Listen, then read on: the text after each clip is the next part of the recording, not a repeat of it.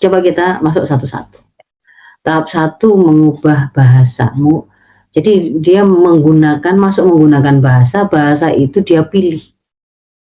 Dia menggunakan diksi tertentu untuk mewakili makna tertentu yang memang mereka mau landingkan. Kalau disebut itu adalah LGBT, kaum Sodom. Oh, Sodom itu kaumnya Nabi Lut yang itu dihukum oleh Allah, dihukum mati, dibalik, dihujani dengan batu, dihukum pedih.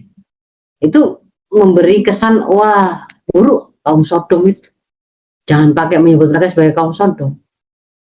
Lalu menggunakan istilah itu LGBT atau kemudian ini homoseksual, bukan kaum Sodom, bukan kaum Lut, bukan. Ini homoseksual, ini hanya semata persoalan orientasi seksual. Seperti heteroseksual, orang itu kayak ada laki perempuan yang kemudian mereka itu punya kecenderungan ke beda gender kesukaannya. Lah yang ini sesama, itu hanya masalah orientasi. Bukan kaum tertentu yang jahat, tidak. Yang mereka rendah itu orientasi saja. Jadi orientasi seksual, nggak disampaikan itu penyimpangan, itu kerusakan, itu kemaksiatan, itu kriminalitas, enggak. Itu berusaha diganti. Itu kan hari ini tuh identitas itu bisa laki, bisa perempuan, bisa netral, kayak begitu. Itu dikatakan ini persoalan identitas saja, mengenali identitas kita itu ingin dikenali sebagai apa, dan itu adalah hak. Dan ini kan memang manusia itu gak sama semua, ini keberagaman. Ketika kemudian ada yang kemudian menunjukkan gaya berpakaian yang laki menyerupai perempuan itu hanya ekspresi diri. Nah, penggunaan diksi ini sangat berpengaruh, sangat penting dan berpengaruh, karena dengan ketika kemudian pilihan kata tadi berubah, bahasa tadi yang dipakai kemudian berubah, makna yang mau dibawa itu landing di situ. Sehingga ketika kemudian orang itu berpikir, itu juga dipengaruhi oleh makna yang dibawa oleh si kata tadi, si bahasa tadi. Itu satu. Akhirnya pemikiran yang tadi yang mengatakan ini salah menjadi enggak salah, itu wajar. Itu hak, nggak bisa disamakan semua orang. Itu manusiawi, itu fitrah. Nanti begitu, nanti bisa sampai ke arah sana. Nah, masuk ke tahapan yang kedua. Yang diincar itu rasa, nggak sekedar pemahaman atau logika, tapi rasa. Maka di situ tuh kita bisa melihat ada film atau cerpen atau iklan atau apa yang kemudian berusaha menunjukkan bahwa ternyata pasangan gay itu tidak menakutkan yang dibayangkan oleh orang. Oh, mereka itu dia baik-baik loh, mereka itu loh juga misalkan digambarkan merawat bayi, oh mereka itu juga sangat penyayang. Atau kalau mereka itu kemudian dibully atau jadi korban kekerasan dari masyarakat yang tidak toleran, di situ digambarkan membuat masyarakat itu merasa terenyuh atau kasihan kalau kemudian mereka itu sampai di seperti itu ya. Mereka itu hanya karena tidak kuasa menahan rasa sukanya itu pada sesama jenisnya.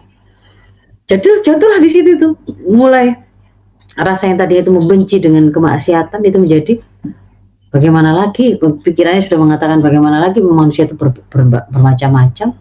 Ada yang kemudian ternyata itu sukanya dengan sesama jenis. Dan kalau kemudian itu dipaksa, kasihan dia, nggak bisa hidup, kasihan dia, kasihan, nah terus. Akhirnya ya sudah, kita bisa memahami, sama-sama menghormati, yang penting mereka saling mencintai, nggak ada yang dirugikan. Nah itu akhirnya sudah berubah perasaannya.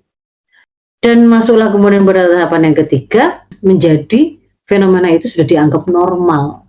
Di antara bentuk normalisasi yang tadi saya sampaikan itu, mereka sebenarnya itu melakukan kemaksiatan, laki menyerupai perempuan dalam pandangan saya melakukan kemaksiatan, tapi kita malah memandangi sebagai komoditas, lelucon, satu ekspresi diri yang perlu diapresiasi. Bahkan para ibu-ibu kemudian komentar itu, saya saja yang perempuan tulen nggak bisa dandan kayak gitu, keren kamu, malah diapresiasi. Jadi awalnya mengatakan itu tidak benar, akhirnya itu menjadi urusan pribadi. Mau gimana lagi? Nggak salah, apanya yang salah? Dia juga zina meskipun berombongan tadi ya di dalam di balik kamar kan. Yang salah ya yang grebek. Jadi akhirnya malah menjadi sesuatu yang terbalik sudah normal. Akhirnya justru yang menerima itu yang normal, yang masih mempertanyakan itu yang akhirnya menjadi seperti kaum radikal atau orang yang tidak normal. Nah, yang berikutnya kemudian kita melihat mereka akhirnya keluar itu tadi dalam bentuk perayaan.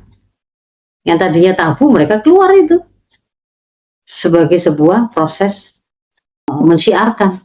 Masuklah mereka itu ke fashion, ke iklan, ke buku-buku pelajaran. Bahkan kalau di barat itu ya masuk dalam kurikulum mereka ngajar dalam tampilan seorang queer misalkan itu cowok tulen tapi dandanannya ngajarin anak-anak kecil tentang gender, tentang homoseksual, tentang it's okay menjadi seorang homo dan seterusnya. Akhirnya memang menjadi tren.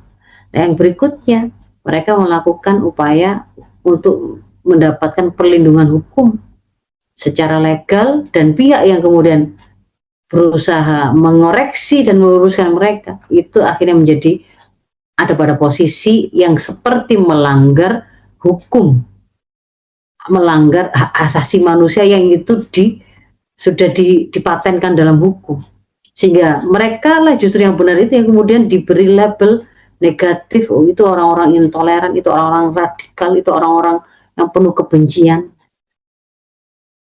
Soleh pribadi, tidak soleh sosial. Karena yang LGBT soleh sosial. Mereka meskipun mereka itu dikatakan seperti orang berzina, tapi mereka suka sodako. Begitu, kebalik-balik. Hingga sampai hari ini posisinya, hingga pertengahan 2026 ya bulan ini, yang negara yang melegalkan pernikahan sesama jenis, same sex marriage, itu ada sekitar 39 negara. Tapi yang tidak mempermasalahkan hubungan homoseksual, bukan mencatat secara legal pernikahan, itu lebih banyak, yaitu 130 negara.